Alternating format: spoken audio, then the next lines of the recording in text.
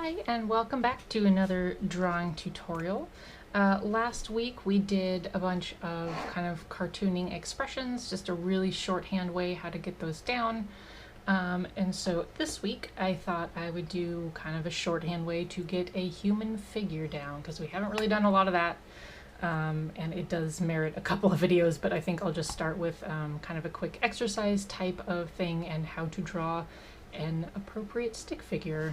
Okay, so first of all, when drawing a figure, the most important thing that you're going to see everywhere that you go when you're looking at how to learn to draw figures is to break it down into simpler shapes. And to start with the human body, I would say start with the core, like the head and the core. So we're going to practice the head attached to the torso, attached to the pelvis. Okay, so we've already learned how to draw heads. And that's really for kind of getting the details on the head. So you have all the, guidelines, the cross and the circle. For this, we're actually just going to map in the head.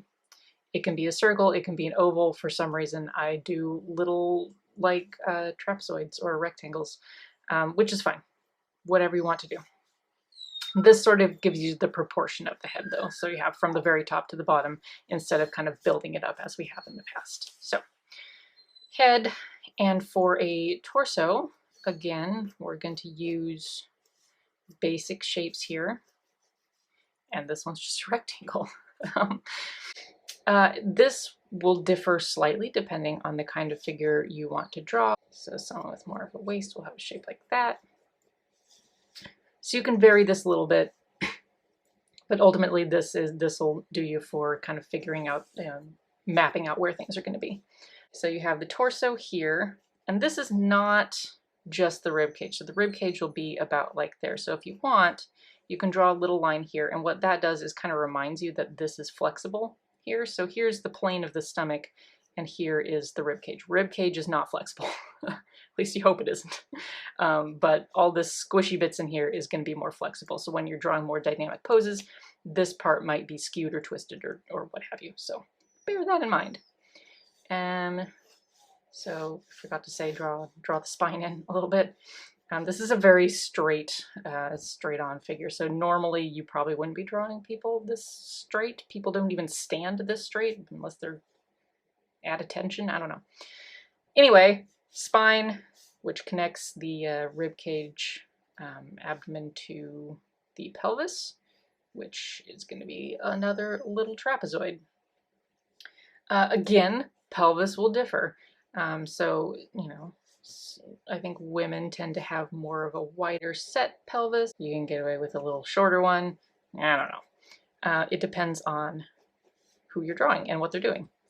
So this is your general kind of core shapes. So you got head and your line of action. That's kind of what the spine is right now. Line of action doesn't always have to be the spine, but it's a line that sort of flows through your figure and helps you plot out body parts along it. Sounds gross. So head, line of action, torso, and pelvis. And here I've drawn a more curved line of action. This is actually a much more common way for people to stand. So I'm going to show you kind of how you map out the legs on this. Just with little sticks coming out the side of the pelvis there. And as you can see, the weight is going to be on this leg because the line curves to that side. So I sort of draw it around there. So it's going to bow a little bit. And she can do whatever she wants with this leg because all her weight's mostly off it. You got your three basic shapes, and now you can move them around.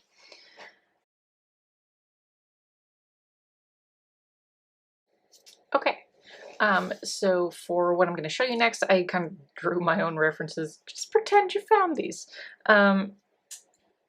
So this is kind of a practice for taking and finding shapes within a reference that already exists, which is a great way to learn kind of where the shapes go and how to place them along that line of action. So to show you what I'm talking about, I'm going to look at these figures and then we're going to find the shapes within them that kind of create that core. For now, we're kind of going to ignore the limbs because I think I'll get to those on a different video where I'm talking about more musculature, things like that. For right now, we're focusing on the core. So say you find a picture that you like and you kind of want to break it apart and see how it works. First thing I would say, find the head. That's usually pretty easy. It's right on top there.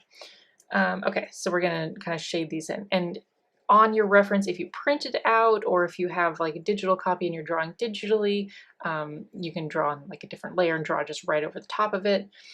Just tracing over the top will really kind of get the feel in your hand for what you're doing. So go for it, be fearless, go ahead and trace. It doesn't matter if it's practice. So then you're going to find next the rib cage. And remember how I said the rib cage is really static. So the rib cage isn't going to be the flexible bit. So in this one here, her rib cage is this kind of square section up here. Shade that in. And then her core is really flexed because she's in a superhero pose. And so that part's kind of this little bandy bit in the middle, and I'm gonna shade that differently. And then the next most important part is the pelvis right here, which is going to be kind of this little square. Since it's at an angle on her, you're not going to see as much of the wideness there. So we're going to shade that in like so. So now you've kind of found the core and you can really see that line that runs through them. It does pretty much align with her spine. It doesn't always, like I said, but this will get you started sort of thinking about this pose and how to recreate that pose when you do your own drawings. Same thing here. We're going to move on to this other superhero. I'm just on a superhero kick, I guess. Again, find the head. Super easy. And then again, the rib cage. Everybody looks like they're wearing crop tops now. There you go. Rib cage, not flexed. Abs, flexed a little bit. So we're going to do the same thing there.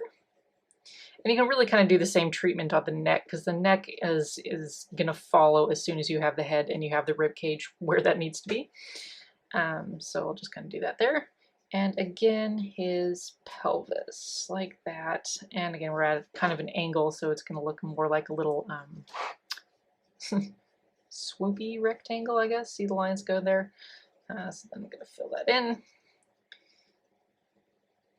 And again, a pretty straight line of reference, but he sort of has his chest puffed out like Superman, so it's a little bit bowed. And most people's line of reference, line of action is going to be a little bit bowed. That's what makes it active. So here is a fun one with a fun line of action there that just kind of flows straight down, whoop, through her foot. I like it. Again, head. This little square that is her rib cage, abdomen, and a little trapezoid that is her pelvis. Right there.